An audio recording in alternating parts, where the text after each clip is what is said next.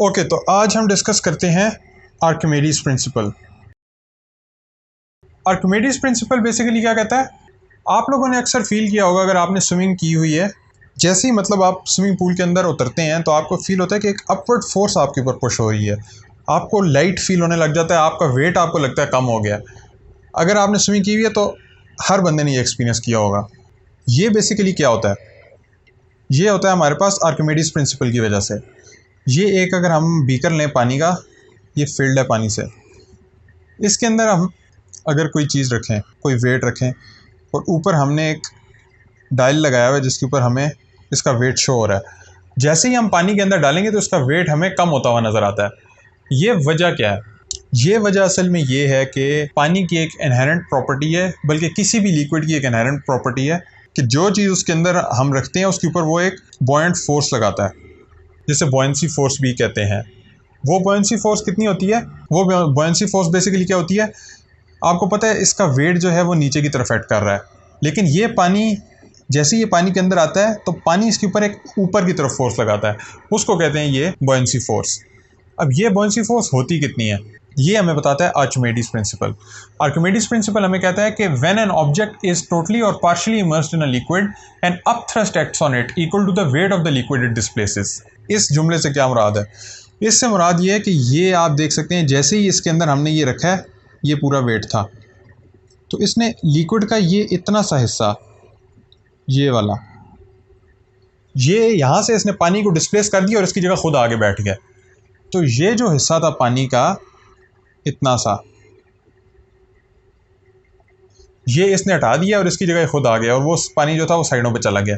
तो ये जो हिस्सा पानी का हटा है, इसका वेट हम लेंगे कितना बनता है, वो वेट जो होगा वो उस फोर्स के इक्वल होगा जो बॉयंसी फोर्स एक्ट कर रही है। ये जुमला जो मैंने अभी बोला था उसका ये मतलब है, When an object is totally or partially immersed in a liquid, an upthrust acts on it equal to the weight of the liquid it displaces. इसने इतना लिक्विड डिस्प्लेस किया, उस लिक्विड का वेट कैसे आएगा? मैस निकाल लेंगे डेंसिटी टाइम्स वॉल्यूम से। वॉल्यूम हमें पता चल जाएगा, शेप जितनी भी डिस्प्लेस हुई होगी उसके हिसाब से, तो उसका मैस आ जाएगा, उसको हम ग्रेविटी से मल्टीप्लाई कर देंगे तो हमारे पास वेट आ जाएगा। ये हमारे पास एक्ट करेगी एज अ बॉयंसी फोर्स इसके ऊपर। लेकिन हम इस सब थ्रस्ट को कैलकुलेट करेंगे कैसे, या बॉयंसी फोर्स को कैलकुलेट करेंगे कैसे? उसके लिए हम एक एग्जांपल लेते हैं। ये एक बड़ा सा सिलेंडर है जो पूरा फिल्ड है पानी से, इसके अंदर हमने एक और सिलेंडर रखा है जो इस जगह आके रुक गया, ये हमने रखा हुआ है। तो जाहिर है इसका जो अपना वेट था, अब इसका वेट उससे कम हो चुका होगा, तो वो हम निकालने के लिए कितना कम हुआ है हमें चाहिए बॉयंसी फोर्स।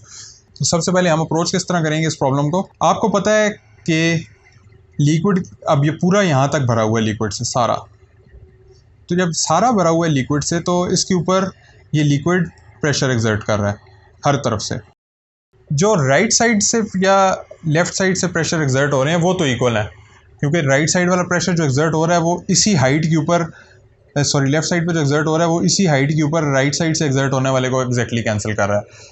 जो इससे ऊपर लेफ़्ट साइड से एक्सर्ट हो रहा है वो एग्जैक्टली इस साइड पे एक्ट करने वाले को कैंसिल कर रहा है, क्योंकि हाइट सेम है। तो आपको पता है रो जी एच के अंदर हाइट की वजह से प्रेशर चेंज होता है, तो हाइट्स अगर सेम है तो राइट वाला भी इक्वल, लेफ्ट वाला भी इक्वल, दोनों ने एक दूसरे को कैंसिल कर दिया।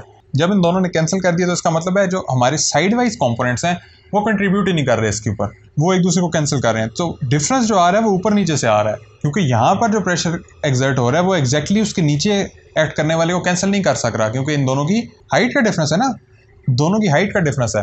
तो जब हाइट का डिफरेंस आ गया तो रो जी एच वन और रो जी एच टू, अगर हम इसको 1 कह दें हाइट को और इसको हम 2 कह दें, ये बस डिनोट करने के लिए नाम दे रहा हूँ मैं, ये वैल्यूज़ नहीं है हाइट्स की।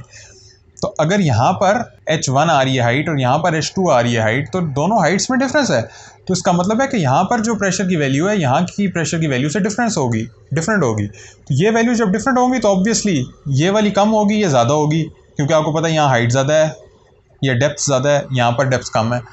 तो इसका मतलब है ये ऊपर की तरफ एक फोर्स लगा रही होगी इसके ऊपर। तो वो जो नेट फोर्स प्रेशर यहाँ पे भी लगा रहा है, यहाँ पे भी लगा रहा है, दोनों के डिफरेंस से जो लग रही है वो एक्चुअली बॉयंट फोर्स है हमारे पास। तो निकालने के लिए हमें क्या करना पड़ेगा, सबसे पहले इन दोनों सर्फेसेस के ऊपर निकाल लेंगे कि 1 के ऊपर हमारे पास कितनी फोर्स लग रही है।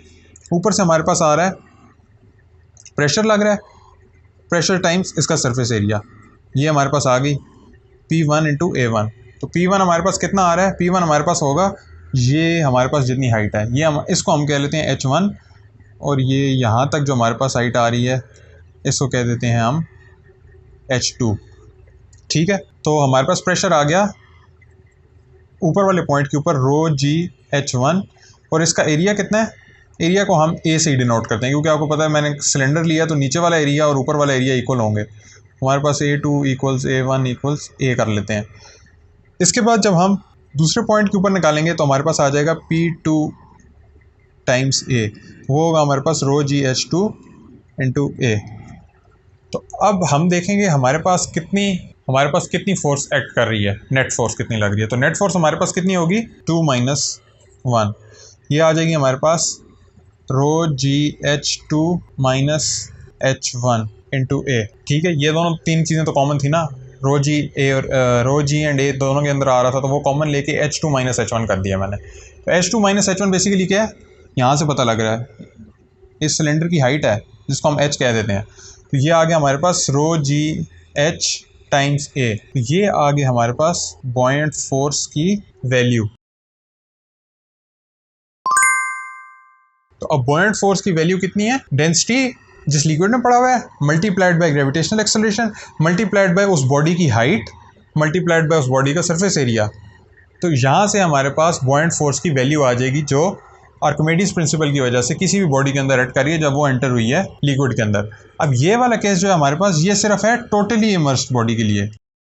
जब बॉडी टोटली इमर्स होगी लिक्विड के अंदर ये वाली इक्वेशन हमारे पास सिर्फ तब एप्लीकेबल होगी, क्योंकि अगर ये बॉडी थोड़ी सी बाहर निकली होती तो फिर उसकी ऊपर वाली सरफेस के ऊपर तो कोई प्रेशर एक्ट ही ना कर रहा होता, सिर्फ नीचे एक्ट कर रहा होता। तो ये वाला केस उस केस के लिए है जब हमारे पास टोटली इमर्स्ड बॉडी होगी, वरना जनरल केस हमारे पास यही है कि जितना लिक्विड डिस्प्लेस हुआ है उसके वेट के इक्वल है। तो यहाँ से हमारे पास जनरल फॉर्मूला आ जाता है रो जी वी कहाँ से है, आपको पता है एरिया मल्टीप्लाई बाय हाइट क्या होता है हमारे पास सिलेंडर का वॉल्यूम। तो रो जी वी हमारे पास जो है वो बॉयंट फोर्स की वैल्यू आ जाती है। वीडियो पसंद आई है तो लाइक करना ना भूलें, दोस्तों के साथ शेयर कीजिए and don't forget to subscribe.